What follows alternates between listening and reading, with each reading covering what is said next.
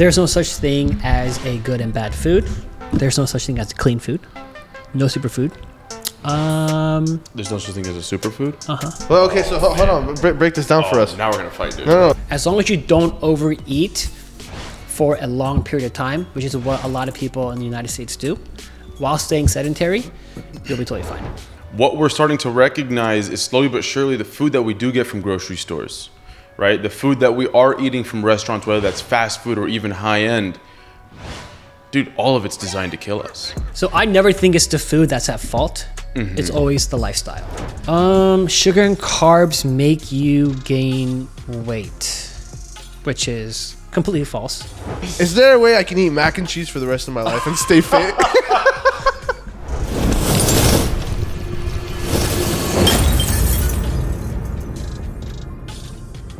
That's funny. What's going on, dude? Dude, I'm good. How are you? Dude, I'm so happy to finally have you on. You So want to introduce the man? Yeah. I've been trying to get Calvin on for over a year. Yeah. I think.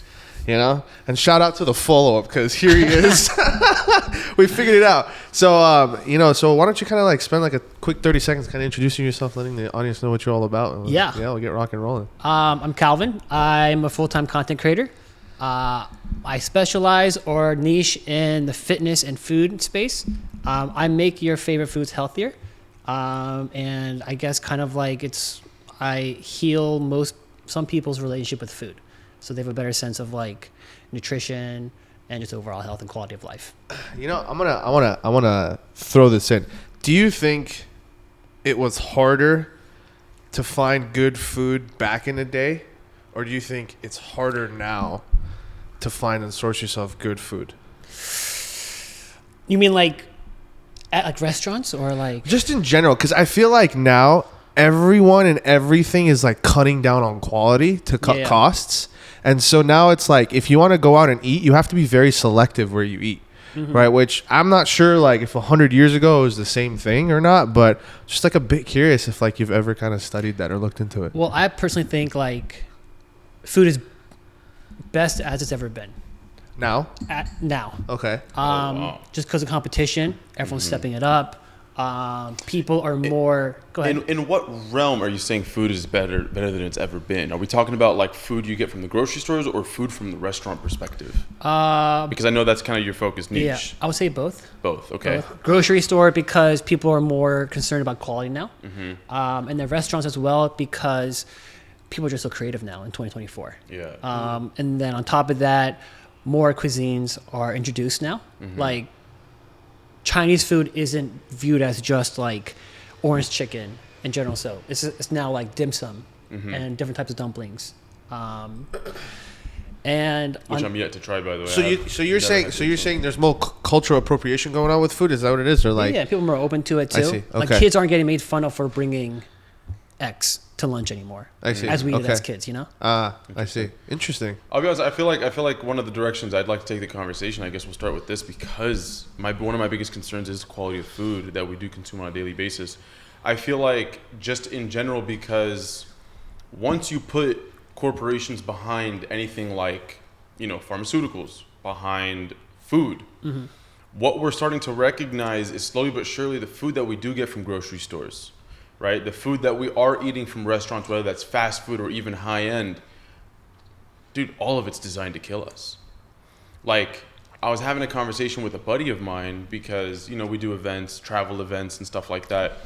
And he was explaining to me, because he's also a vendor, he was explaining like, bro, every time I'm in a third world country, I feel better when I wake up.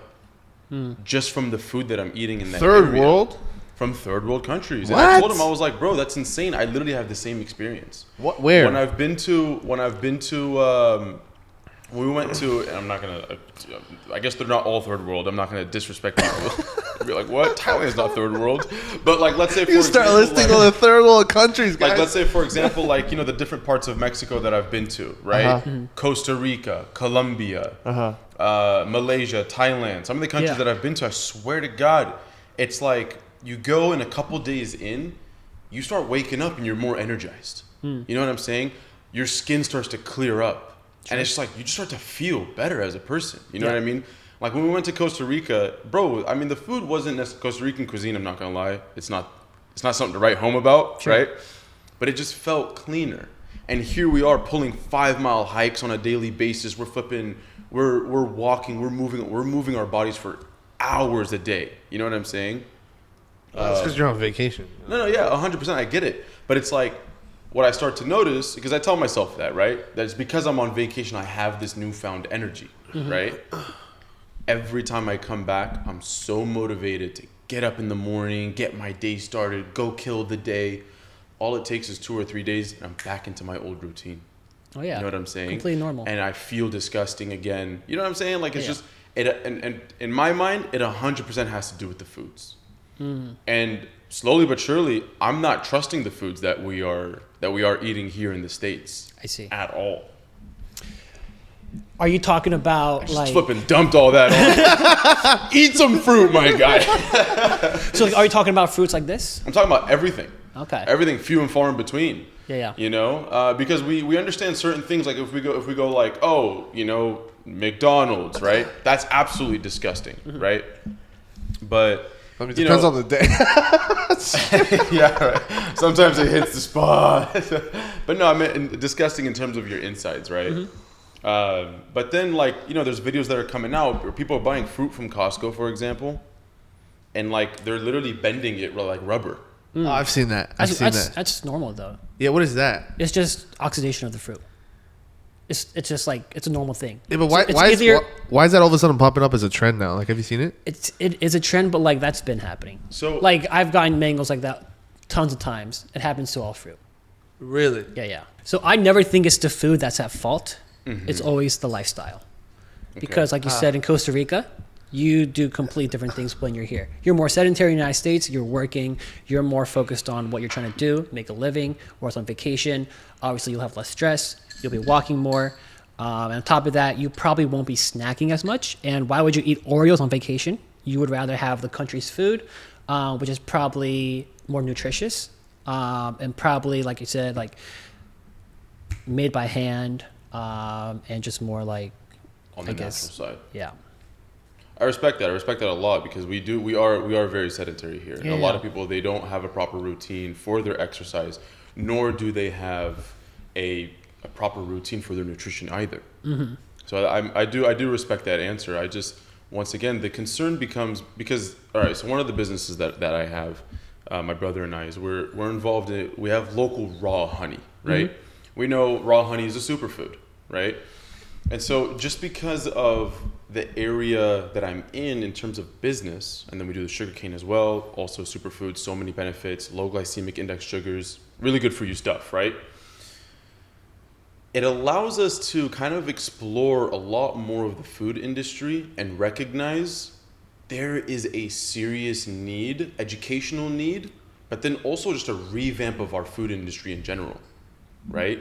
Because there's a lot of stuff that, once again, I personally believe there's a lot of stuff, even from as simple as our fruits and vegetables to our meats to whatever, everything.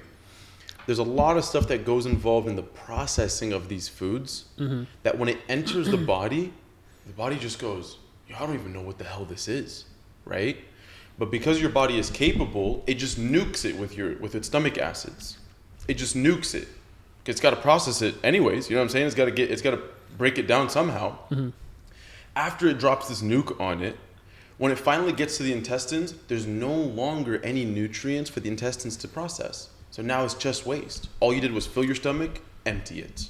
Like for fruits and vegetables? For everything. I disagree. Everything has nutrients. I would- Just because it's not organic doesn't mean it's not healthy. Well, I mean, then there's the whole question about organic, right? But I'd love to know, like, what makes you feel like you can trust the food industry? The food industry gets a bad rep because of how like things are connected. But when it comes to just the nutrient part of or the nutrition part of the food, like that doesn't change. You know, at the end of the day, like I said, it's about the choices you eat or the choices you make to eat and just your overall lifestyle. Because you can eat healthy and still gain weight. You can do the keto diet, the carnivore diet, gain weight, get diabetes that way. So there's not necessarily a healthy way of eating for a blueprint. It's more so it depends on the individual, how active they are, what they choose to eat most of the time. Because like McDonald's once in a while isn't going to kill anyone. 100%. Neither will it cause you to be unhealthy. If you have it maybe 5 times a week, 6 times a week, sure. Then we'll probably talk about your food choices. But one food or one ingredient does not define an overall health. So, you know, that I've always been curious about that, even for my own personal journey, because I mentally get, like, I deal with this a lot where it's like, I'll go on this, like, clean. And then, like, I don't know, I just get weird about it sometimes. I'm just like, I'm tired of this. Like, I want to, like, try something else, you know? Yeah. And, like, it'll screw up the momentum a little bit. Is there, like, a line? Like, how do you even know? Because I know it's all about the calories, right? Like, it's, like, calories When in, it comes to calories out. fat loss. I see. Yeah. So how do you know, like, oh, hey, I could fit this meal into my, like, say I want to go eat something like Taco Bell. Sure. Like, I'm like, okay, can I actually do that? Like, how do I assess that? You have like a calorie maintenance. Everyone has a calorie maintenance, and it's totally different. The average in the world, in the United States, is probably 2,000 calories. Okay. And that's amongst women to men. Whatever your weight is, your height, your lifestyle, and how active you are throughout the week will determine your calorie maintenance. And once you find your maintenance, anything below that, below what you eat, let's say yours is like 2,500. If you eat below 2,500, you lose fat. If you eat above 2,500 calories, you'll gain weight. So as long as you're eating under 2,500 calories, you should not be gaining weight. In terms of go fat. eat donuts worth of 2,500. You can eat whatever you want within 2,500, but you won't get as many nutrients, which brings down your immune system and overall health. Okay, so there is like a negative aspect. Yeah. You'll probably even see like muscle atrophy because you're not getting the appropriate amount of. Sure. And on top of that, you'll probably feel hungrier throughout the day, which means you'll probably eat more. I see. You know what I'm saying? Okay. No fiber, no protein, which causes like faster digestion, obviously. And like the need to feel like you haven't had enough. Yeah. Huh. Okay, I see. So when it comes to like staying active, like is there like a recommended like, hey, do it 3 times a week, 4 times a week type of situation, or? It'll depend on the individual. With my clients, with my weight loss clients, we try to average like 4 to 7K. And then if you can do more than that, awesome. Per day? In terms of steps. Oh, all right. Yeah. Sorry. Let's go flip Steps. And that's about like 2 miles. I mean, dude, be real with me. Just walking down the hall to get to this dude's apartment Dude, was like... that was 1,000 steps. It was a maze here. Every time, dude. I'm like, bro, this is the entrance. Is another elevator? Huh? There's No. oh my Bro, God. I was driving over today, and I'm like, dude, I'm an idiot. I should have got my skateboard. Dude, I was like, how do you do groceries? Like, do you have a cart? Instacart, He man. parks right Instacart. here, though. His parking spot's right there. Yo, shout out $99 per year. Gets you free delivery. And can I tell you something? Not that this is sponsored whatsoever. I don't Hey, sponsor but this. Instacart sponsor. Hey, you totally should, because I spend a lot of money with you guys. But I've actually noticed, I know it's just a side conversation. So Uber Eats, man. Have you seen the spike in like prices on those apps? I haven't, but I He's know. not ordering it. Yeah, I don't do that. Yeah, Just because like tip is like. Bro, he's Like- making Buffalo Wild. No, I know He's you're not. ordering Buffalo Wild Wings. True. I never make any food. I'm like the exact opposite of you. But I actually tested this. You want to hear a crazy thing? So like Papa John's, right? They have this like pizza thing, right? So there was this. If I go in store, it was $8 to buy. If I order it from Uber Eats to pick up, it was $22. And if I order it to Uber Eats to deliver, it was $36. Oh no, for sure. It's like a 400% increase. No, 100%. An $8 pizza No, 100%. 100%. became $36 before tax, before delivery, and before tip. Oof. Yeah. And you know what the funny thing is on these apps, it's like, okay, well, let's look at it from the app's perspective, right? Yeah. We've completely cut out your expertise, by the way. We're going straight back to business. We're still talking about food, though. It's still food. Let's look at it from the app's perspective. They're like, listen, if we do a marginal increase on the item of the food that they're buying, then we can make sure we get our cut in order that we pay our delivery drivers well, right? But then what happens? It's not like the delivery driver is getting the full price because they take a cut from the delivery driver as well. Right. So it's like, yo, it's like y'all scamming from every direction, dude. I mean, they do increase the price per item on the app. 100%. Like it'll be $9 in store.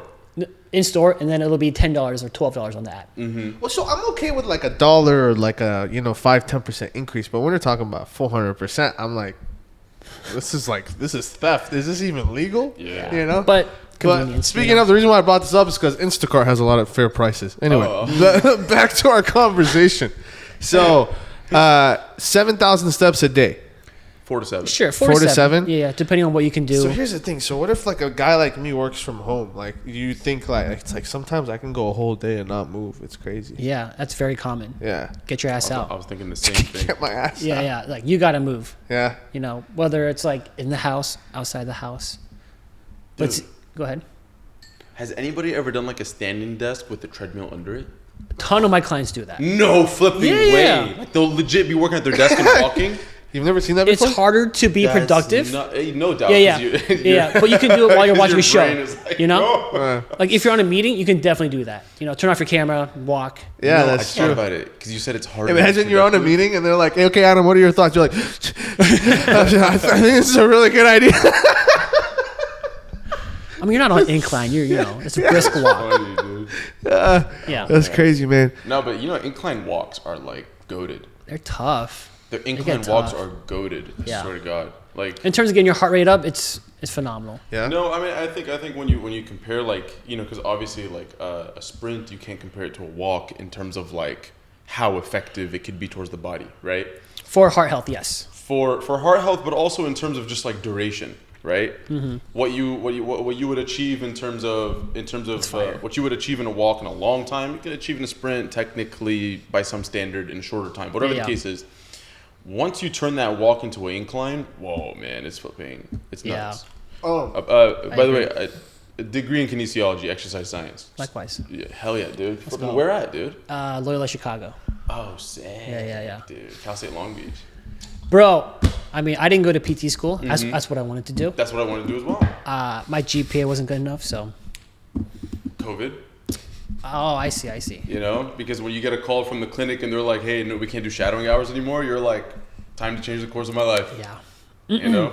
But go ahead. Yeah. I think that was it. Everybody went to Long Beach. I think I said Long Beach in it. He got You were about to say hyped. something. No, he got hypes for you. Oh yeah. What about Long Beach? I don't know. No, then I thought you were gonna have a reaction to that, but Oh no. I misread it. But yeah, dude, sick, dude. That's So dope. you know this guy. You play basketball, right? You played basketball professionally, didn't you? I did. Yeah, we're international. I played in the ABA Okay. for 2 years for the All right. Libertyville Vipers. And then I pursued professional basketball. Pursued that for about a year and a half while playing semi-pro. Got multiple offers: Mexico, Mongolia, and Cambodia. They were all turned down because they were paying too little. Oh. And I couldn't end my lease in Chicago when I was in Chicago at that time. Yeah. So I just couldn't commit to it. Are you allowed to financially. disclose like what the contracts were like? Like, Yeah, how much? room and board. We get stipend for meals every day. It'll be like $80, like for breakfast, lunch, dinner. And then the highest number a month would be $1,800 a month. I see. Okay. Yeah, which wasn't enough to cover Chicago stuff. Yeah. And then my living over there. So it would have been tough for me financially. Did you want to play in the NBA growing up? Of course, every kid's dream, you know. Every kid's dream. Well, I mean, yeah, it's a kid's dream until you turn approximately about 10, I think, or 11. Yeah. Oh, I'm trying to remember when those like dreams from you like kind of not disappeared, but just like whatever. Like this is where we start exercising our ability to throw out microaggressions. I tried out for the NBA. you did? Did you actually? That's so G sick. League, Windy City Bulls. Yeah. Oh, Nice. Yeah. Oh, nice. Yeah, I did not make it. No. Yeah. Dude, it's tough. Hey. First of all, I didn't even pass the eye test when I got there. No, but Eye test meaning like, No, that's racist, bro. They did you dirty on that one. I mean, I get it. Sorry. Listen, I'm colorblind too. no, I can't No, imagine. but dude, I respect you trying out though. Thank you. That's flipping dope, dude. But like, so you didn't pass the eye test. What was the issue? There's no issue. It was just like, no matter what my skill level is, let's say I'm just as good as the point guard that tried out next to me. If he is black or even white or has an inch on me, he'll be taking over me, most likely. And that's just how it works. But I'm curious. Bro, I heard it's like it's a lot harder than people think it is. It is. Like it's very, Yeah, very, I mean, very, absolutely. very tough. Yeah. No, I know it is, but like I think people think, oh, NBA is tough. But it's like no. It's like I think really I get hard. what you mean. I think You know what I because mean? like most people who get into the NBA, they're like, yeah, dude, just put your head down. Yeah, just grind it out. Just grind it out. But it's like, no, there's a lot more details that go into it. There's so many people who've grinded out and got nowhere. I'm curious about this eye test because a buddy of ours, he got rejected from being able to serve for the police because he's colorblind. He went through the academy and everything, really? and then at the end of it, they were like, oh, you're colorblind? Get out. So what do you mean by That's eye crazy. test? Eye test meaning like just looking at someone. Like let's say So do you have myopia? No. In terms of like a bias. So like when you, I think they just looked at him and said they don't. for example, if you're white, you're gonna be like, oh, if someone's a white, you're gonna be like, oh, he can shoot well. He can't dunk. He can't drive. That's an eye test. Or like if he looks skinny, they were racist. yeah. They were straight up 100% racist. Wow. Like I'm 6 foot. I'm Asian. I'm not like He's huge, not black. You know. Yeah. So they're probably like automatically. He probably can't jump.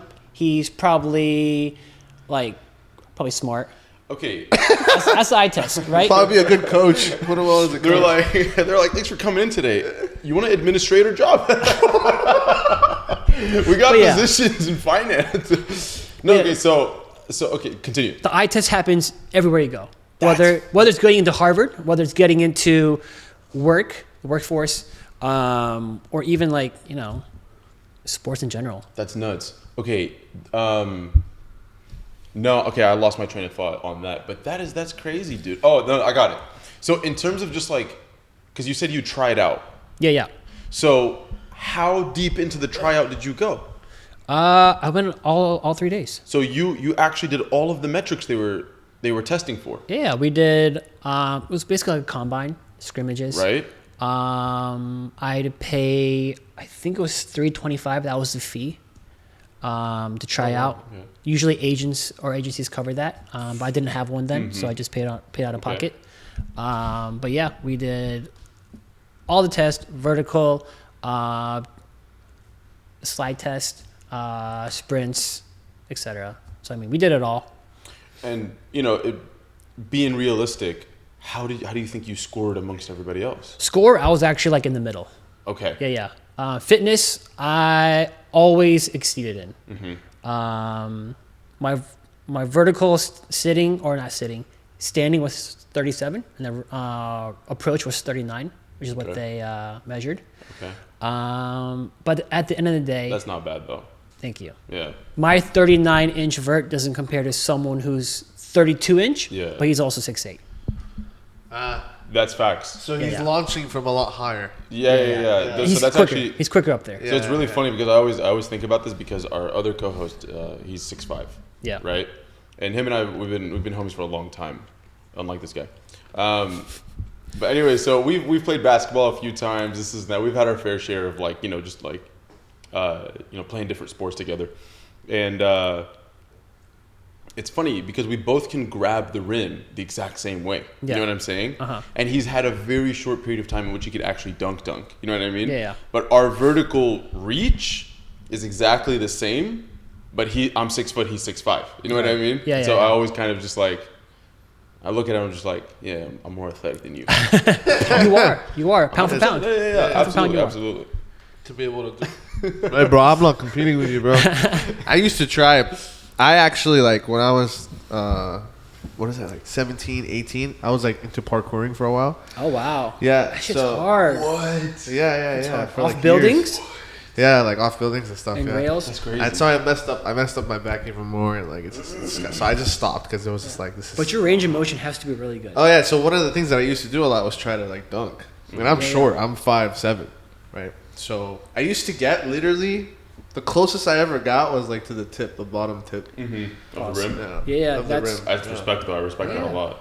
So, but I was never able to fully like arc it. But I've seen people my height like pull it off. It's crazy. Oh, Those yeah. guys look like they're flying, man. Right. I agree. Yeah, it's nuts. It was nuts. It was nuts. Actually, as a matter of fact, here's kind of a fun question. Because how long ago did you try out? This was before COVID. Just before COVID? Okay, so it's recent. Yeah. It's pretty recent. Well, it happened during COVID too. So I had Sick. I became unemployed after. So You were just like, that's why I started making videos. Nice. Yeah. That's what got you into social media. Yeah, huh? yeah. Because I was If I'm unemployed. gonna throw a Hail Mary, it might as well be now. Yeah. You know, makes sense. So the what I'm curious about, because like, dude, holy smokes, I would say even before COVID, right? The buildup of like a high school player's social media revolving around their athleticism, and the buildup, and you see like all of these, you know, viral videos going out of like these kids who have insane potential and they're super young, right? Do you think that really has a huge effect on somebody's ability to really, you know, make it? Someone else's ability? Yeah, really anybody. Do you think it affected you? Do you think like that's kind of, because not really affected you, but because you had the experience of actually trying out. Yeah. Like, did you see how, like, in a sense, the level of competition is much higher than it maybe used to be, even a mere like 10 years ago? Yeah, I think kids nowadays are so much more skilled than they were back in the day in all sports. There's so much more information.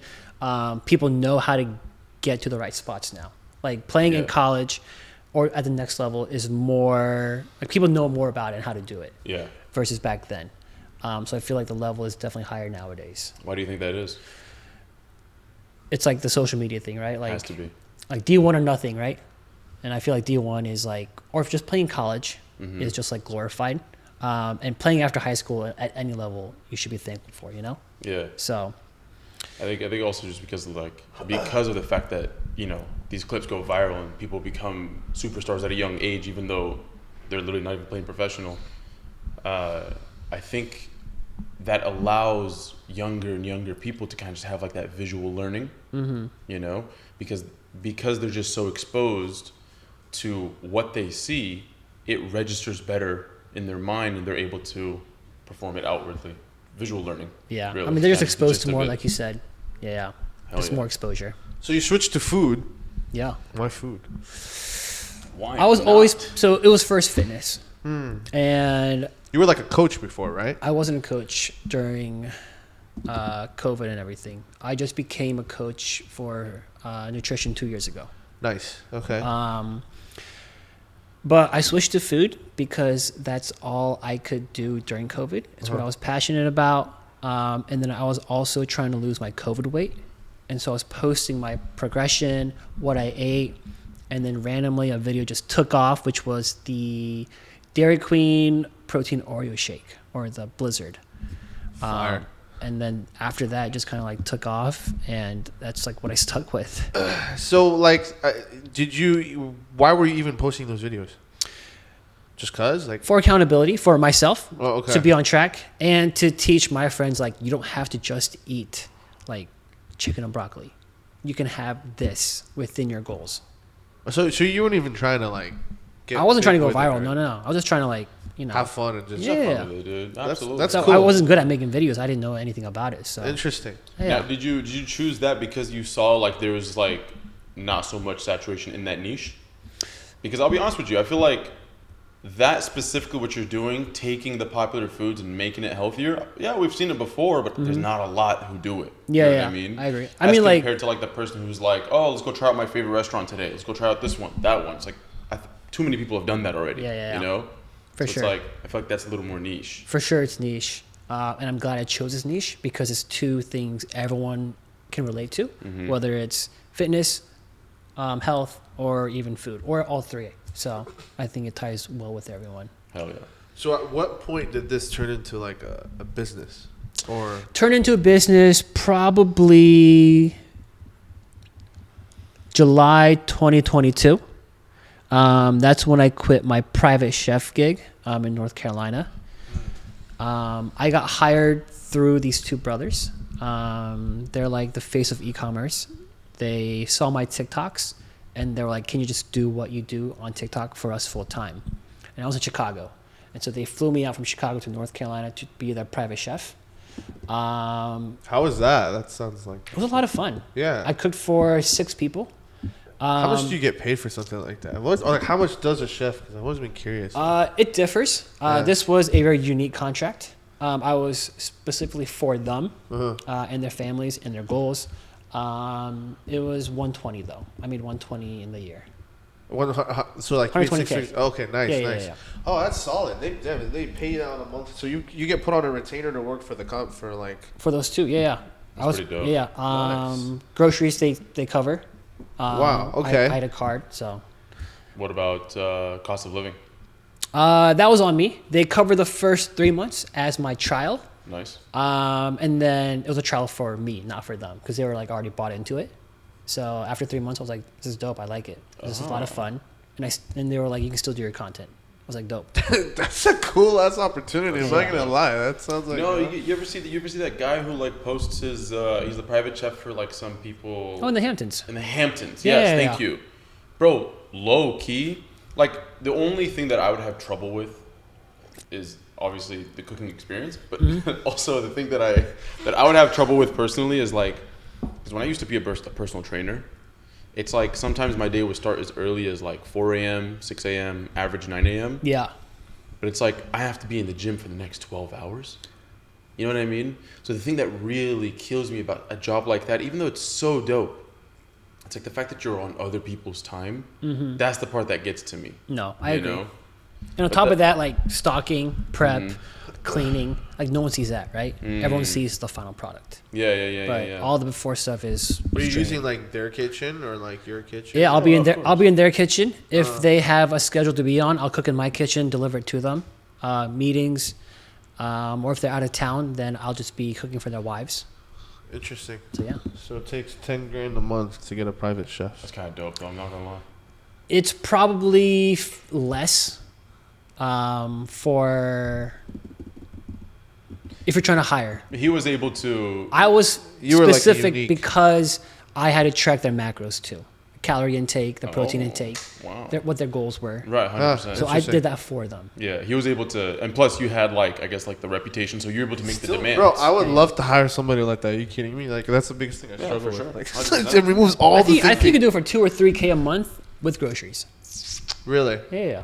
I feel like at this point there's also like it wouldn't be full private. Like it would just be somebody who does this for a bunch of people. Yeah. You know, because a friend of mine, she does that. Yeah. She just has a chef. Yeah, they come Yeah. in, they drop off the food for the week, and good luck, have fun, or every couple days or something. You know. That's cool stuff, man. Yeah. So okay, so you get into this like world of being a private chef for how long? A year and a half. Year and a half. Yeah. And so was this the only client you worked with? 2 clients. Okay. Essentially, 2 clients, and then they had total of 6. Okay. The 2 brothers lived in separate houses, obviously, with their wives and kids and stuff like that, and their nannies. So I cooked for them too. But yeah, it was just them. So I'm curious if you look back and you like kind of think about the path you moved towards. If somebody were to ask you like, how'd you do it? Like, do you have a way to explain or something to break down that someone can like? Like how I got to my position? Well, yeah, because it's like kind of like, oh, I'm in basketball, and then now I'm like this private chef making 6 figures, whatever. Which like somebody's dream job for some. That's a lot of people, you know. Yeah. Especially because like, sure, you are on someone else's time, but you're still kind of exclusive. Like, you're not 9 to 5ing, your ass off. So Yeah. and then like you get into content, and then just things flow for you. I know a part. I could sense a part of you was just kind of testing things and just going with the flow. But I'm curious if you were to look back and like study like your behavior, can you pinpoint a certain characteristic that you have that maybe have got you to this point? Not doing it for the money. When I was pursuing basketball, I didn't make shit. Can I cuss on here? That's fine. We try to keep it limited, but it's okay sometimes. I didn't make crap. Yeah. And so like money was never a priority. It was more so I want to do something that's not 9 to 5. I've had a 9 to 5 after college. Not for me. So I tried to do something I could commit to that I was passionate about. And if it made money, awesome. I'd rather make a lower amount but work for myself. That was like the biggest Are you one of those guys that believes that passion is like a driver to things? Yeah, but there's also a time to cut it off, I feel like. Uh-huh. Like basketball for me there was a time To that stop? Yeah. I see. Was it tough, that switch? Did you feel like, oh man, I worked so many years and I'm nowhere now? Like, No, because I gave it a try. I gave it a shot. And now that I'm 30, I can look back and not regret it. So I have no regrets about pursuing basketball. I did the best I could in terms of pursuing it, and with the resources that I had, I think I made the most out of it. So. No, I didn't. No, I respect it. I didn't go to basketball. That's a hell of a life path, bro. That's so dope. When I was a child, I got a bad back injury, and I remember like telling myself, "Whoop, can't do any sports, can't become a surgeon, can't do a lot of stuff," because it just ruined me in a lot of ways. So I never got to experience that. But if I always wanted to, I loved soccer growing up. Soccer was my thing. It's a lot of fun. But I think it's freaking awesome. So now you're a content creator online and you push out a lot of food content. Dude, I watch your stuff in the middle of my work day. I'd be scrolling on IG. I thought he was about to say in the middle of the night. He's just sitting there. Oh no. I'm scrolling on IG and I see him cooking. I'm like, man, I'm hungry. I gotta eat. Of course. I was gonna say, dude, you guys trying to get in and out? Or you guys trying to make it in and out? That's what I'm saying, bro. He can make everything. But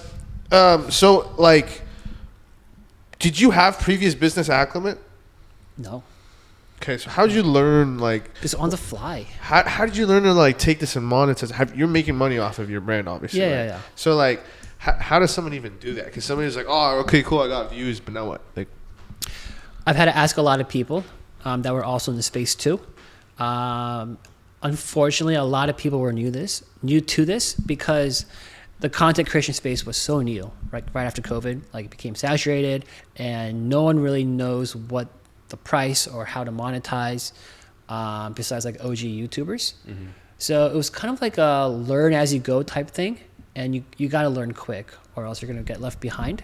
And so I just committed to learning the business side of it, getting people's experiences, and just trying to apply it to me, Do you like it? Is it something that you see yourself doing for a long time? I'm very thankful for what I do every day. That's good. Very thankful. That's cool. Yeah. No, I think it's you should do it too. So become a chef online. Thanks, Papa. Yeah, no problem. I'm down, dude. Just show off your honey and be like, hey guys, you want some honey? No, I you got know some what, honey. dude? I'm really trying to boost the content for both pages, for both businesses. But I always find myself in these tricky situations where it's I'm not able to delegate enough of my daily tasks, so I'm not able to focus enough time on my on the content side of things. But I'm slowly working at it. I think it's cool. Nice. Plus, the sugarcane especially is very attractive. The sugarcane, I feel like just the element of the making of the drinks, it has virality naturally into it. And then even the juicing of the cane. And why are we still talking about sugarcane, bro? Anyways, I don't know. Shout out Coastal Cane. Feeding the canes, bro. So much, man. That's dope, though. So I'm curious. So going back, when it comes to food intake, because I hear so many different things and stuff like that, and then also balancing your workout, and then balancing, I guess, you're moving, stuff like that. Do you have to do healthy food, workout, and move? Obviously you're going to be moving while working out, but I mean have movement throughout the day, or can you get away with say if you work out heavy but then don't eat too healthy, which one would you prioritize, or is it all very equal? It depends what your goal is. So what about just a normal you want to maintain what you have and be healthy, have all the blood levels correct for your doctor and good physical, that yes let's shoot for that. Eat at a maintenance. You'll have to know what your maintenance is, and I'm a big believer in tracking, and you don't have to do it forever. But if you track what you eat, you'll kind of know how much you can eat, what a portion size is, and then go off of that. Eat at a maintenance. Get in some activity. It doesn't have to be every day. It can be walking. It can be lifting. Whatever will help you stay on that track. So the most sustainable, whether it's playing your sport, etc. And then getting your micronutrients through food. And then obviously your macronutrients as well, protein, carbs, fats. Get enough and you'll be just fine. As long as you don't overeat for a long period of time, which is what a lot of people in the United States do, while staying sedentary, you'll be totally fine. All right, so what about the people who are yeah, dude, I just exercise hard so I can eat whatever the hell I want? It's always hard to out-train a bad diet, right? Because 500 calories of a workout is a lot. Is a lot of time. It's a lot of time. Yeah. It's crazy. Especially lifting, because lifting doesn't burn that many calories. Oh, yeah, straight up. So 500 calories can be 1 cookie, 2 cookies. You know how I learned that lesson? I remember one day, like about a year and a half, 2 years ago, I'm like lifting. I'm like, oh my God, it's just the craziest lift of my life. Yeah. Like, holy crap. And I'm like feeling dizzy, about to vomit. Oh, I can't do this anymore. I look at my Apple Watch, and it said like I burned like 136 calories. I'm like, what? What do you mean? Hilarious. Yeah, the amount of fruit y'all ate is probably... it's Can you get fat from fruit? You can get fat from any food if you eat too much of it, Yeah. in terms of calorie-wise. But it's just hard to overeat fruit, you know? Yeah. There's so much fiber. I mean, I like watermelon, man. Watermelon is really low calorie. Watermelon. No, Imagine you get fat from watermelon. I mean... Like, yo, how'd you gain your weight, bro? I just eat a lot of watermelon. You'd probably have some other issue happen to you from too much watermelon before you start gaining weight from watermelon. You know what I mean? Because if you overeat or overconsume anything, It's bad. too much of that nutrient could become Oh, yeah, poisonous. anything. So it's like... Overhydration. Yeah. You know, Interesting. too much fiber. Yeah. Overhydration is the funniest thing that I've ever... Like, the idea that everyone shares the same story. There was some guy who, like, drank 6 gallons of water and died. It's like... Huh? Like, who would have thought that'd ever be humanly possible? Yeah. I mean, same people that do like, that hear like wine is healthy for you. And they drink 8 glasses. Yeah. That's not healthy. Like, if you're trying to get your vitamins, like your B12 vitamins from wine, you'll need probably like 8 glasses of wine to get your dosage. Oh, yeah? And then once you get your dosage, we have more problems than just your vitamin B12. The vitamin B12. You probably have an alcoholic issue. Yeah. You probably have your keys in your hand. You should put them down. Yeah. I'm gonna open the subject up because I find this interesting. Oh, please do. Dude. Yes. So you're into bodybuilding, right? Do you lift? Fitness, yeah. Not bodybuilding. Bodybuilding's like, Oh, I guess I can never do it. Lift? I lift. Do you exercise? Of course. You hit the gym? Yeah. Do you do more like an athletic type of training, or like basketball drills related, or like weightlifting towards? I'll do it all. You do it all. Sick. Strength, endurance, What's your question? multiplanar. Let him eat, bro. Because I interrupted his question, so I figured you got to be ready right on the bat, bro. Oh man, I'm like, you know what? You interrupted. Let me just eat a watermelon. What are your thoughts on in performance enhancing drugs? Ooh. Oh, like steroids? Anabolics, yes. In terms of what? In terms of bodybuilding?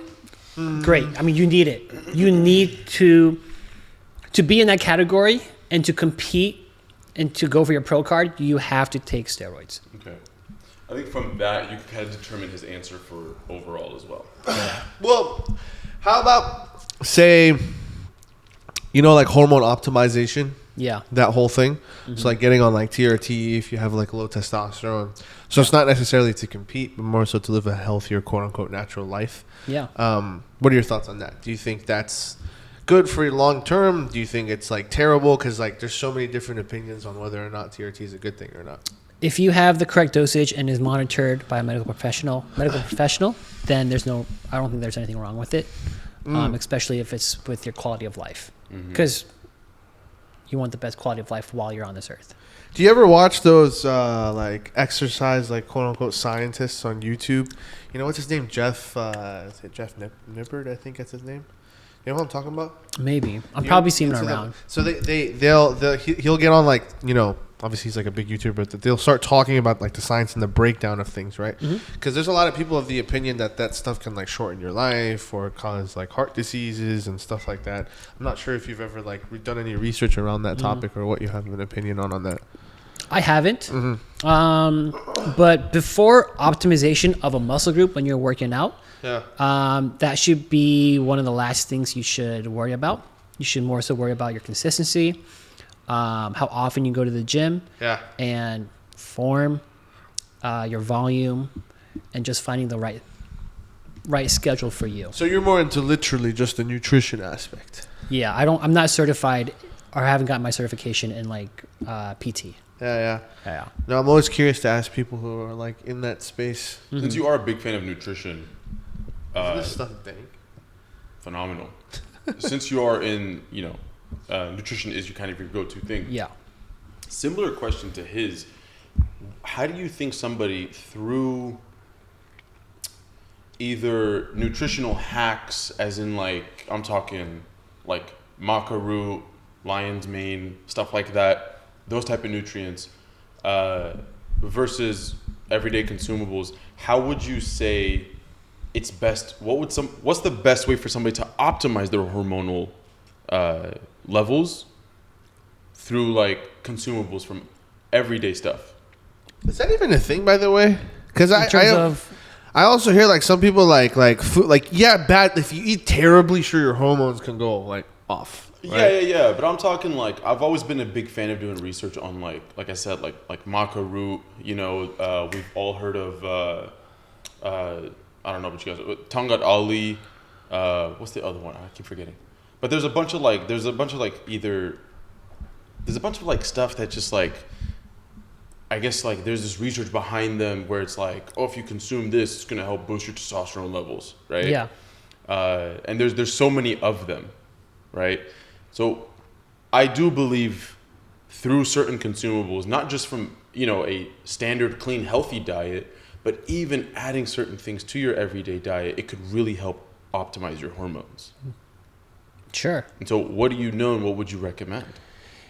If those supplements, they're called a supplement for a reason. Mm-hmm. They're not anything you should have as a main source. So if you are not getting your dietary fats or have a balanced diet to start with, then you should not be getting those products at all. You should be focusing on the basics and what you can do to fix what is, I guess, the issue with you.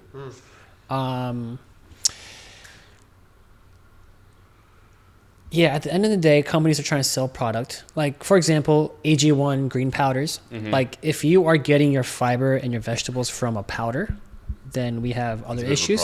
Yeah. You're an adult, eat your vegetables, fruit, and get it through that way. And on top of that, it's cheaper. It's cheaper. Mm-hmm. Yeah.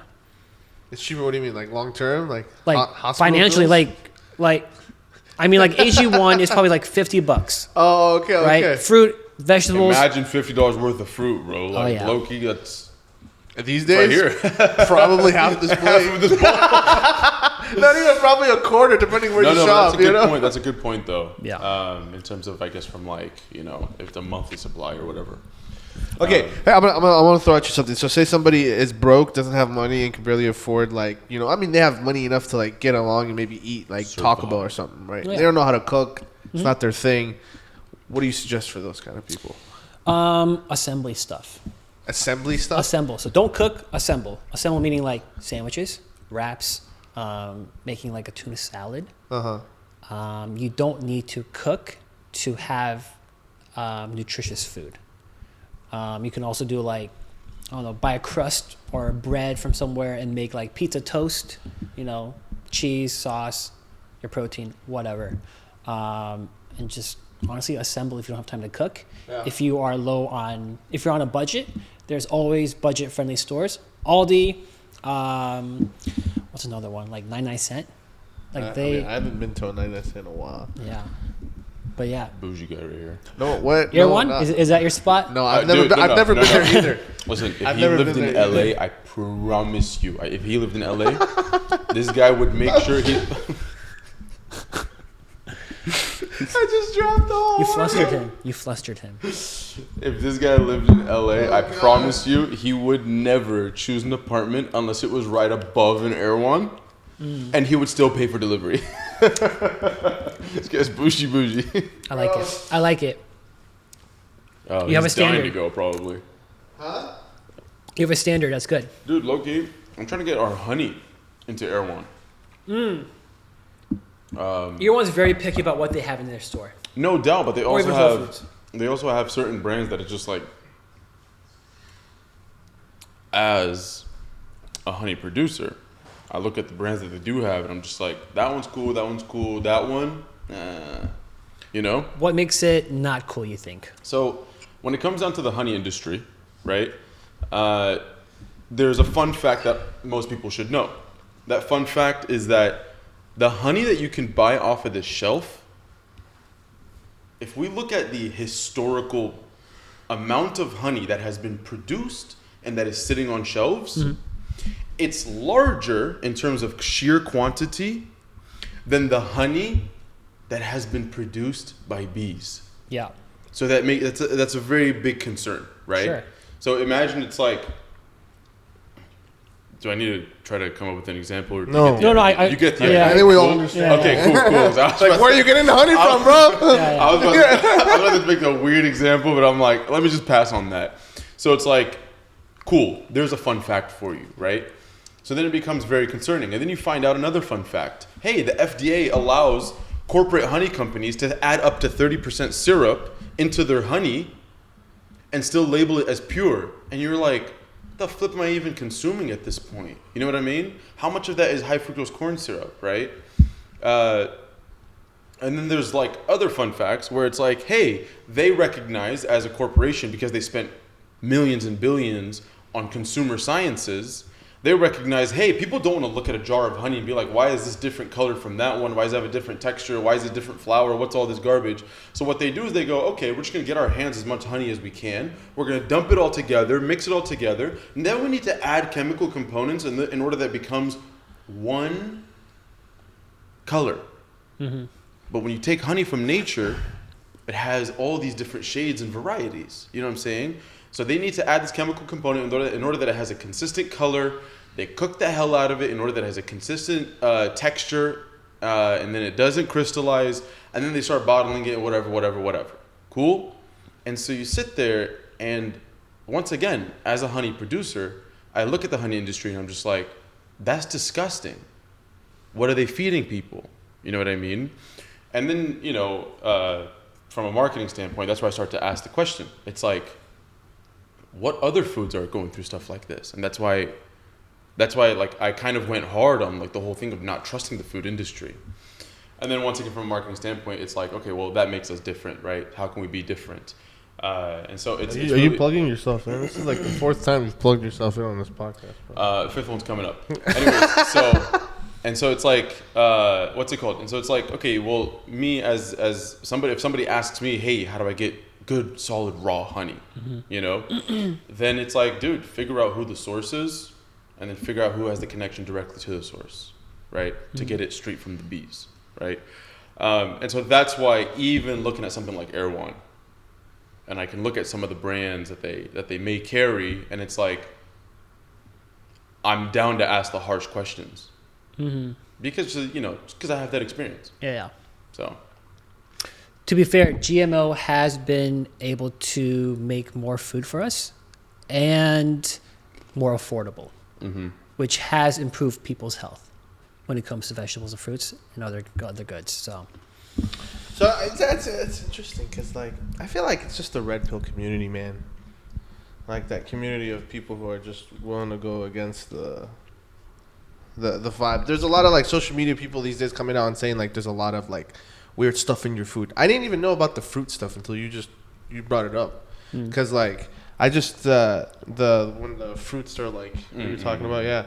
So it's normal. Huh? Yeah, that it's normal. Yeah, I had no idea. That's a thing. Yeah, I've never seen that. Like I've never. What is this? All of a sudden, people just start posting about it now. Like, yeah, I get it all the time from mangoes. Really? Yeah. And we just throw it out, or like what? Yeah, just like whatever, bad mango, whatever. Oh. Okay, that's interesting. So, all right, talk us through some like misconceptions of this world. So, like things that people think are true but aren't, or vice versa. There's no such thing as a good and bad food. There's no such thing as a clean food. No superfood. There's no such thing as a superfood. Well, okay, so hold on, break this down for us. Now we're gonna fight, dude. No, break this down for us. So, there's no such thing as clean or bad food. Yeah. So what do you like? So let's take Diet Coke for example. A lot of people label that as bad because of aspartame, right? But the dosage to have effects of aspartame, you would need probably like 30 cans a day for about a month straight, and no one's doing that. And then you'll start pissing blood. Yeah. Sorry, I know that was random, but A homie of ours, Uh-huh. he had this phase in like middle school where he was like, I can't drink water, bro. I can only drink soda. Until he started pissing blood, and he was like, all right, maybe I should back off. You know. But anyways, continue. Sorry. Yeah, but Diet Coke's like 98% water. But anyways, if that Diet Coke is helping you stay on your diet, lose weight, curbs any like reason for you to overeat, and that leads to weight loss, fat loss, better cholesterol levels, better blood levels overall, then that food is no longer bad for you. That has improved your quality of life and you are healthier. Same goes with like McDonald's French fries, right?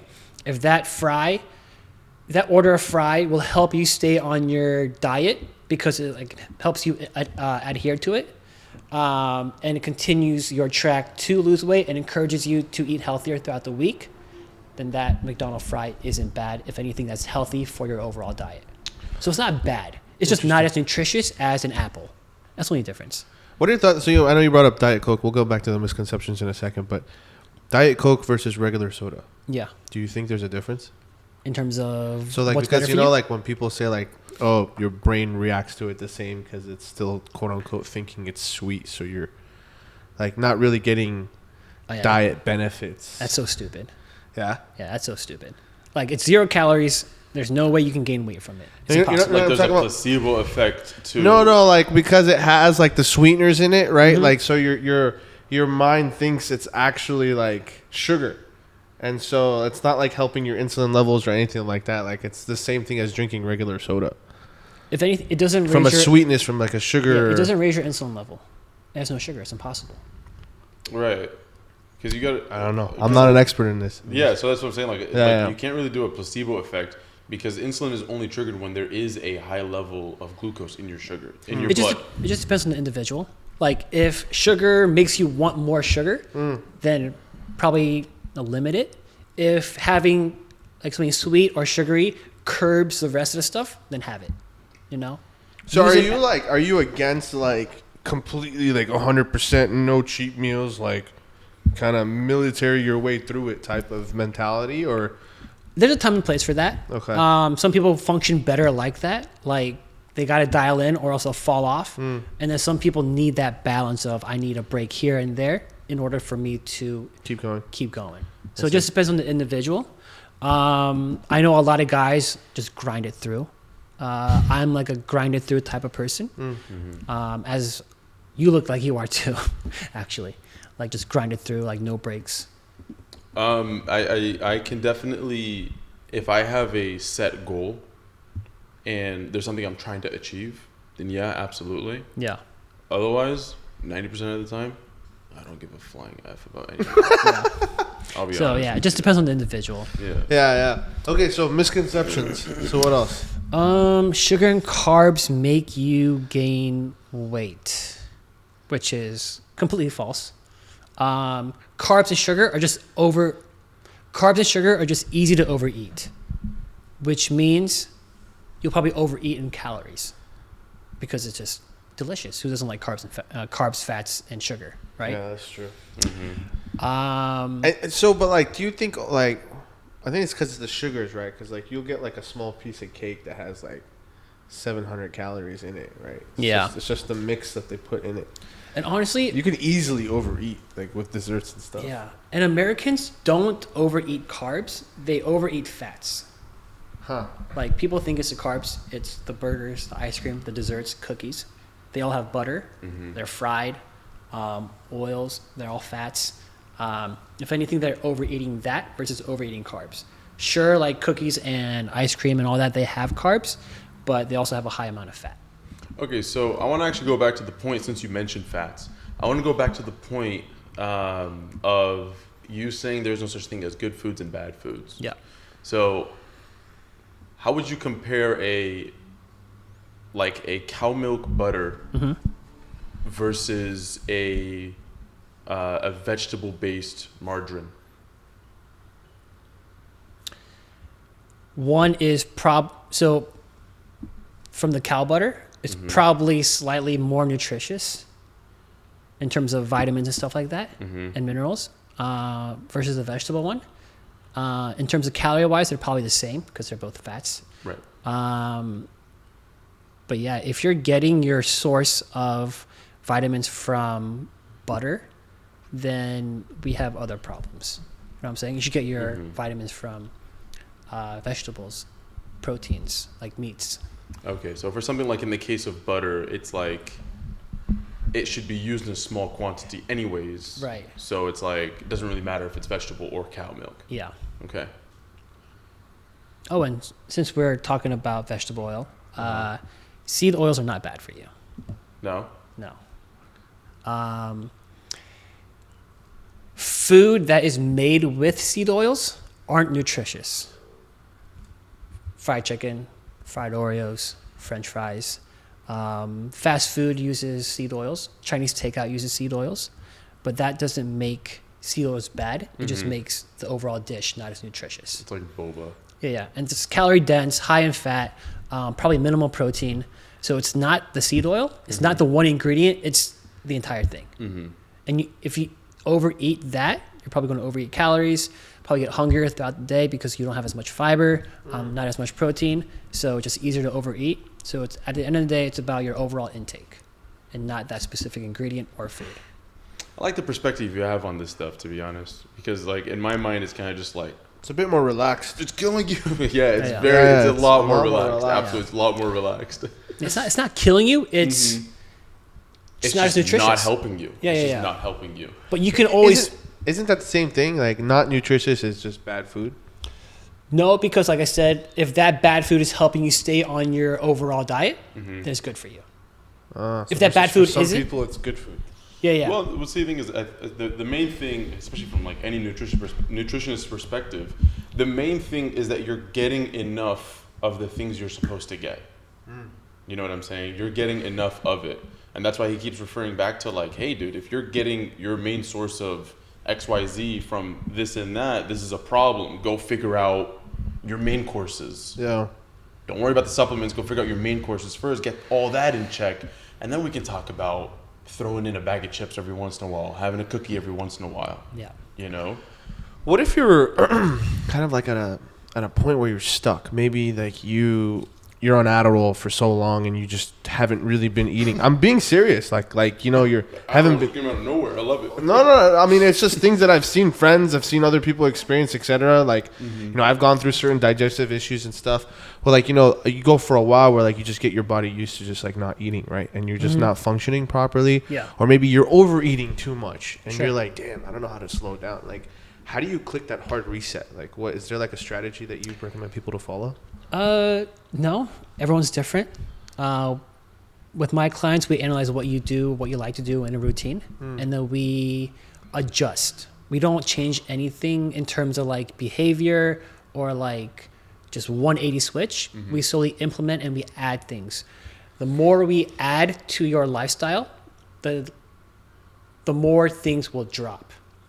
So like if you add more protein to your diet, you're probably going to eat less fat and carbs because you added more protein. If we added more fruit to your diet, you're probably going to eat less sugar throughout the day because you've already had sugar. That's an interesting way to look You know? at it. So you're pushing the crap out, like by Yeah. adding the good stuff in. Right. Huh. It just automatically just falls off. The more you exercise, the less you snack because you're less in your house, and that's 1 hour less of going through your pantry. You know what I'm saying? You just add, and then BB everything doesn't else need falls an off. hour. BB is good, like in 5 minutes. He walks into the pantry, it's done. I need snacks. Yeah. No, but I like that too because it's like, think about it. If you're gonna make a plate of food and the majority of it is protein, you just literally have less room in your stomach. That's actually, I never thought of it that way because you always Yeah. think of like, oh, I have to cut foods out. Yeah. Like, oh, I Right. have to I can't go to my favorite food spots anymore. I can't do these things. And it's so dreadful. You know, Yeah. you're like, I don't want to do this. This is stupid. But instead, if you approach it from no, just keep eating that, but let's add this instead on these times. Yeah. And you're going Do to me eat a less of favor. it automatically. Yeah. You're going to by yourself not want to do it. So you mentioned we don't necessarily add we don't implement these huge changes in a person's life because they already have their routines. What if somebody tells you, hey, I actually really don't have good routine schedules and I don't have the proper discipline to just sit down and add this to my life? Yeah. How would you recommend, almost in a sense, forcing that new routine or that new habit into someone's life? We find out what they like, and then we just keep it as simple as possible for them. So like if they don't like vegetables, we won't add vegetables. We'll figure out all the small stuff first, and then we'll slowly introduce vegetables.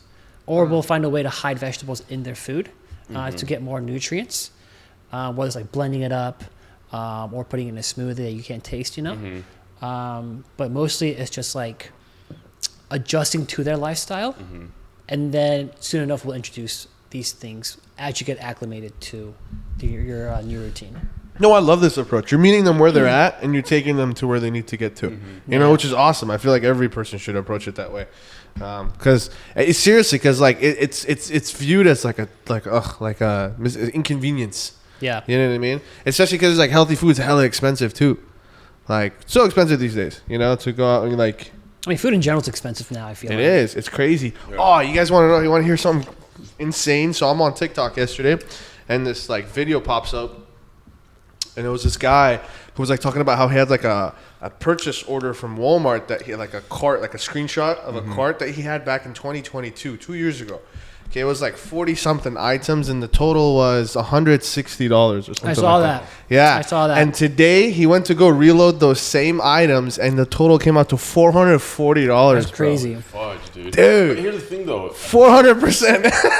It's nuts. But back to the conversation from earlier, I don't know if that's necessarily the cost of like the items themselves, or they just increase the cost of the service. No, this is Walmart. Yeah, doesn't Walmart also have like a delivery service? No. It's just Walmart. It's straight from Walmart. It's free on the app. It's free on the app. Yeah. Oh, really? Yeah. Like It's a just pickup? the items. Yeah. Yeah. / inflation. Yeah, dude, inflation's a huge thing. Because I've been telling my family, I'm like, guys, no. I can't pinpoint where, but holy crap, like things have gotten a lot more pricier. Yeah. Like it's like, I used to go out, like have lunch for myself. It's like, all right, yeah, 20, maybe if I'm going to really, really like take myself out, like $50, you know? Yeah. But now like I go spend $50 on one meal, like easy. You're not even full. Yeah. Like I'm not even full. Like Right. I'm really getting started. I'm like, what? I mean, McChicken isn't even $1 anymore, so I mean, that was very sad. Yeah. I was very sad. For me, it was a spicy chicken from Carl's. I've never had Carl's / Hardee's. Really? Yeah. Never? That was like... Fire? No, that was my... because I used to run track. Uh-huh. In high school, that was our track and cross-country guilty pleasure. You know? Because there was one down the street from high school. And so, bro, I used to... The craziest I think I ever went was like... It was an order of fries and four spicy chickens. Oh, yeah. Imagine, dude. Best $6 meal you'll ever have. It was too much. That sounds good right now. Huh? That sounds good right now. Yeah, right? So we got a question from the audience. If you should wash your chicken, like raw meat before you cook. Wash your chicken. I don't. You don't wash your chicken. I don't wash my chicken. You can. Okay. What does that even mean? Hold on. Wash your chicken. The raw chicken. Like- before You know you what? cook it? Hold Yeah. up. I don't think I wash my chicken either, to be honest. All the bacteria is going to cook off anyway. Right. But I mean, if you want to take more safety precaution, wouldn't be a bad idea. To do it. Yeah, but I just... So I guess do whatever you want. I saw this TikTok. I saw like all the white people don't wash their chicken, and all like the minority people, they wash their chicken. Really? Yeah. What do you think it is? I guess I'm white. Yeah, I mean, you live in LA, bro. Yeah, I don't know. I think it might be like a wash your rice type thing too. You know, Yeah. a similarity. I wash my rice, by the way. All right. You wash your rice, so you don't wash your chicken? Yeah. Damn, bro. Poor chicken. Wait, did you say minorities don't wash their chicken, or No, they do. They do. White Yeah, people yeah. don't, bro. Interesting. I've seen my mom wash her it- chicken. I've seen white people not wash their hands. White a people bigger don't wash concern. other stuff, bro. Yeah, there's a lot of stuff they don't wash. But they never mind. No, but that made me think of another good question. What do you think of I don't know, misconception or not, but what do you think of the whole idea that microwaves completely kill the nutrition of food? Wait, that's a thing? You've never heard that before? Nope. That like I using a don't- microwave yeah. like nukes all of the nutrients out of food. I don't think it nukes it. If anything, you will still get the benefits of broccoli, even if you microwave it. Yeah. It might be slightly less, just like when you boil broccoli, some of the nutrients come out. But that doesn't mean it makes it less healthy. You still get what you get out It of doesn't it. make it less of a broccoli. Yeah. Yeah. You know what? You know what? We're gonna ask this question and we can wrap the podcast up because this is the most important question in the entire podcast. All right. Is get there a ready way? for- Is there a way? Get ready for an insignificant question. Is there a way? Why you ruin it, bro? No. God damn it, man! Come on, man. Is there a way I can eat mac and cheese for the rest of my life and stay fit? 100%. Dude, oh my 100%. god! Like, how often can I eat mac With and cheese? unwashed chicken, you're fine, dude. I assume you want a large amount. I mean, the more the better, man. Yeah. I have 3 mac and cheese recipes. That are like high volume. It tastes great. Yeah. You won't get as much nutrients as you would if you were to do like chicken and like ground beef, right? Nice. But as long as you're getting your nutrients, Yeah. getting your fiber, your protein, and you can fit in mac and cheese in your day, and by all means. Damn. This is a great. Tell me. Hey, come here. Sit down. What are you doing? What are you doing? I don't have mac and cheese in the closet. I don't. But there are protein versions of mac and cheese. I do got pasta though. I do got pasta. Yeah, dude. Chickpea pasta for the mac, and then just flip it in. What kind of cheese would you recommend? I would blend cottage cheese. Use like cheddar seasoning, 0 calories. Salt, and then garlic if you want. Mac and cheese right there. That's high in protein. It's less fatty, and you can get your other vitamins or micronutrients that you aren't getting from your mac and cheese from other foods. So like if you're having less fat or less vitamin C, get it from an orange, get it from salmon, whatever. But as long as you're getting those nutrients on top of a food that's less nutritious and you have a good balance of it, you'll be totally fine. I love my mac and cheese. And listen, bro, tell me and this cheese is isn't the gas. best way to end this podcast. Hold on, I have other questions. For everyone. Go ahead. Oh man, mac and cheese, bro. Mac and cheese is really good ending, especially mac and cheese. Damn and it, guys! steak. Look, like everybody's now ready to I go have a- make I some have mac and cheese, and you're like, no, let's ask more I have questions. a couple questions though. Question number 1. Sorry, guys, you can wait for your mac and cheese later. I have a question for you too. Oh shoot, I guess. Yeah, we're sorry, waiting for a while. guys. Sorry, guys. Edit it so that it's the last thing. Yeah. So a couple questions. One, what do we think of Liver King, dude? No, actually, you know what? I don't care for Liver King Wait, himself. what? I don't care for Liver King himself. Uh-huh. What do you think of what he preaches? In terms of like, In terms of just like the primal, the uncooked animal organs and Yeah. like raw meat and stuff like that. What do you think of what he preaches? one is very privileged because the Damn. thing he eats, it's the freshest of the freshest organs. Right. And 90% of the world cannot afford that, let alone have a private chef, let alone even know where to get that stuff. So that's the privilege that he comes from. 2, I think organs and all those meats have like an immense amount of vitamins, but you can also get those vitamins from other foods too. Like oranges aren't the only foods in the world with vitamin C. Like you can get vitamin C from a whole bunch of places. And so he is preaching that, I feel like, where you can also apply that and get it from other sources of food. And on top of that, he kind of is a person that sells product. Like he's not jacked like that because of what he eats. Like he's on test. Yeah. That guy's on so much crap. It's not just test. He is. What if like Did you see his monthly bill for his cycle? No idea. What if somebody was just like, yo, dude, for the rest of my life, I just want to do steak and lot. potatoes.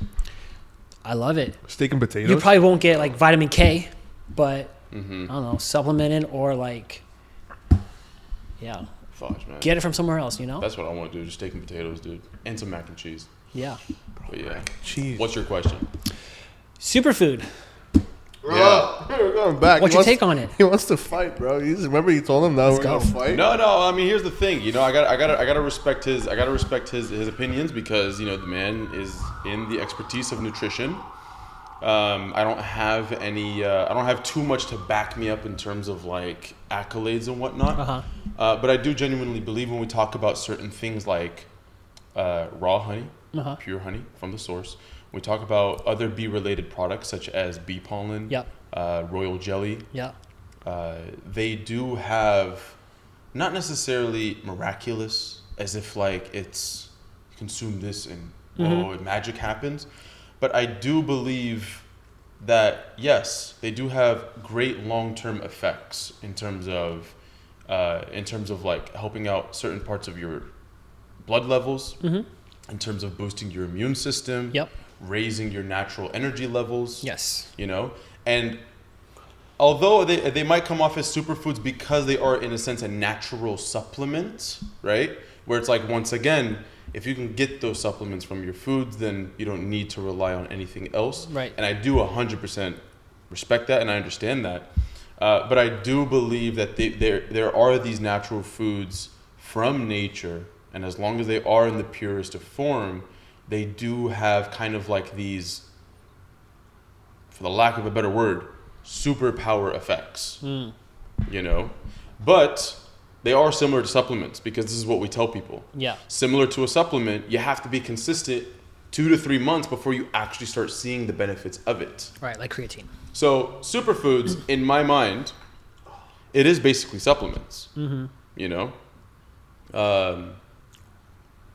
And I guess it's more than anything, I think it's it could really help people in their day-to-day basis, in their metabolic processes as well as their organ functions.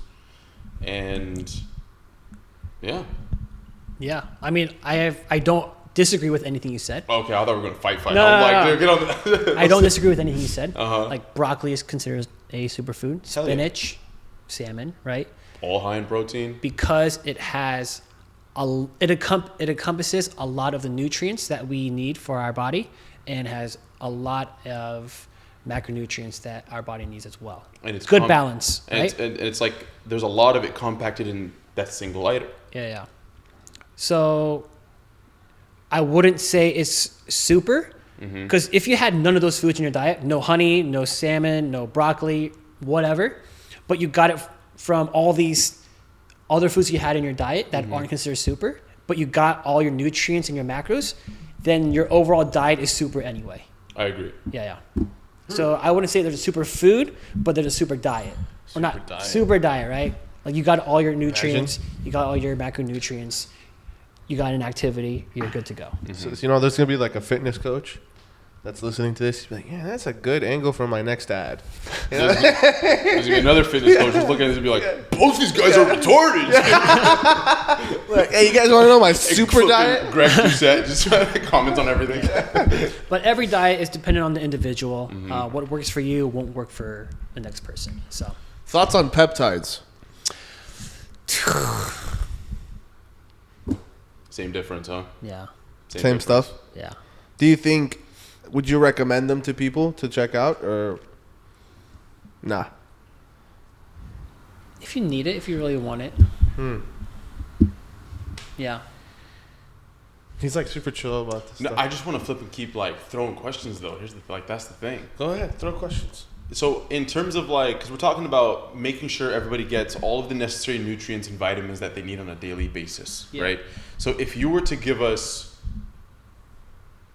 I guess, top 5, top 10, what are those top 10 nutrients and vitamins that people need to consume on a daily basis in order to make sure they're always going to be, you know, healthy functioning organs, healthy functioning brain, healthy functioning body? Top 10, go. Well, I know a lot of vitamins that are deficient in, like magnesium, vitamin D, iron for the women, obviously. And you don't necessarily have to get all of it in the correct dosage every day, but if you were to get it often, that would be awesome. No one gets in all their vitamins to the correct dosage every day. Like, we're human, right? Yeah. Like, we're busy, we have other things to prioritize, and sometimes we want just McDonald's, so you're not going to get it. So as long as you do it most of the time, I think you'll be totally fine. Just like anything in life, as long as you're consistent and you do it most of the time, you will be successful. And that comes with business, sports, or just trying to master your craft. You know what's interesting? I feel like his approach, like the more calm, more chill approach, actually allows you to like lose more fat and like live a healthier life. Because like mental health is like a huge thing to do with this. No, for sure. You know, like yeah, I was just about to say like your self-image and stuff, and like how hardcore you are about like oh no, I need to like, you know, like if you approach it in a very like calm manner, I feel like you'd be able to stick to something like this long term. Well, see, I think most people, you know, they what they struggle in terms of like the routine of the consumables that they're doing every day, they also might have kind of like the struggle in terms of like the structure in their mind. Where the reason why he can approach it so calmly is because he's put in the hard work to structure his mind a certain way.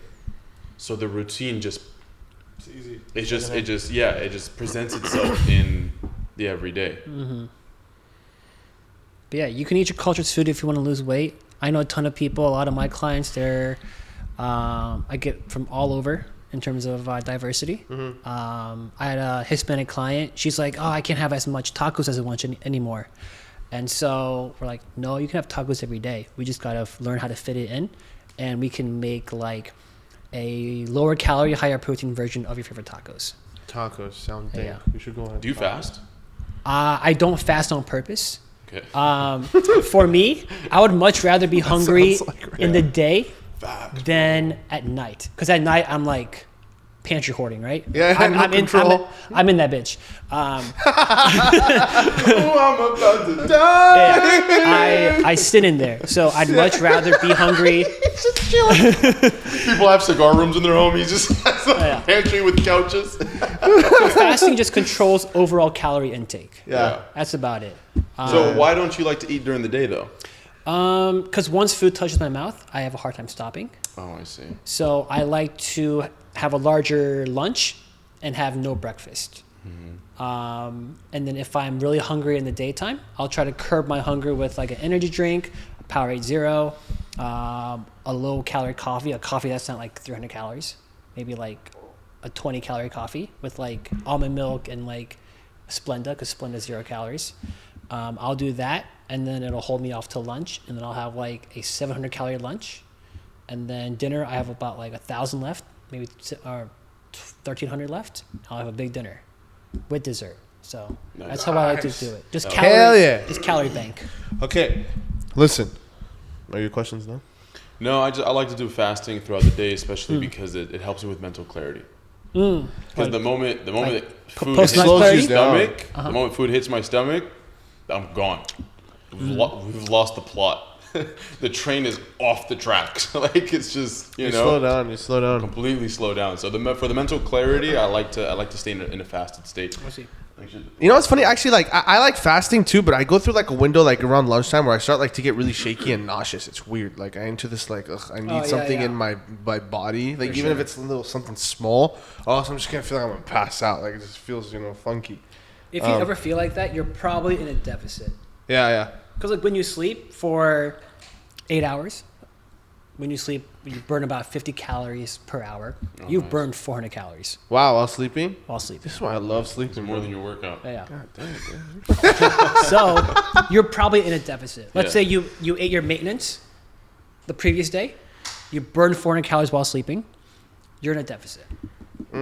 Which is why people get hungry in the morning, obviously. I see. Interesting. This is how it works. If you overeat the day before and you burn 400 calories, you're probably not going to be hungry in the morning as much because you overate. So you're like at maintenance. I see. Yeah. That makes sense. When I like bulge out on mac and cheese, I wake up in the morning. I'm like, I feel good, man.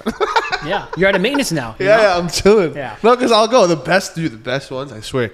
I'll go like a whole week. Like start like low calorie. And I'm like a fat like bowl of mac and cheese like on a Friday night, and I wake up in the morning and my abs are just like I'm like, damn, I look good today. Like like it fed the muscles. Yeah. You know what I mean? A refeed. Yeah, it's nice. Yeah. Excellent, dude. Fantastic. Yeah, I like mac and cheese.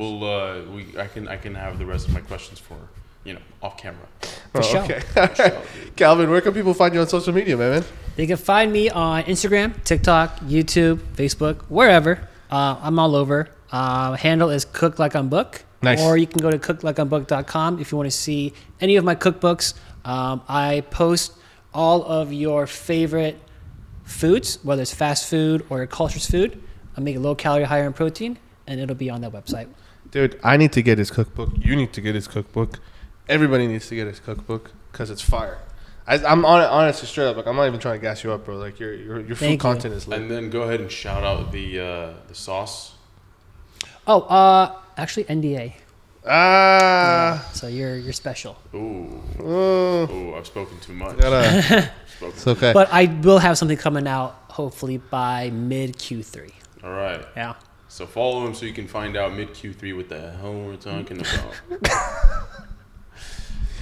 Okay. Do you want to cut that out, or are you good? You want to cut that out? No, we're good. Are you We're sure? good. Yeah, Okay. we're good. We'll edit it out. We'll be cool. We'll No. We'll keep them in suspense. Oh, in suspense. You know? Yeah. Okay. Anyway, guys. So, well, thank you so much for watching. If you guys enjoyed, please remember to leave a like, comment, and subscribe for more content. Calvin, thank you so much for being on the show, my man. I appreciate it. Thank you for having me. Yes, sir. Oh, we launched a watermelon on the floor, and now there's glass. As you guys can tell, we're hella discoordinated. Yo. It's because, listen, no, I'll tell you what it is, man. We just need more subscribers. That's what it is. I think this glass has had enough calcium because the fact that it did not break is very impressive. No, So it has strong BB, structure. how many likes do we need for you to not break? Oh, how stuff? many likes for this glass not to break? Yeah. let's Let's push for I mean we're 2. we're baby numbers right now, dude. We're baby numbers. Look, 10,000 likes and BB will Flip 10,000 likes. No, What do we look like, bro? for you to be damn 10,000 let's is crazy. let's- If we get let's- 10,000, that'd be sick. let's do something. Let's be realistic though. Huh? Let's be realistic I'm about the not likes. trying to be realistic. I'm trying to joke around. Oh. I wasn't trying to be realistic at all. All right. Well, you know what? Calvin, how many likes? Tell us, bro. Tell them. Let's go 100, 200. I think we'll follow the theme of the steps. Yeah. So anywhere between 4 to 7K. Nice. Let's go. Let's go. I like that. I like it. I like that. All right. We'll see you guys next episode. Peace.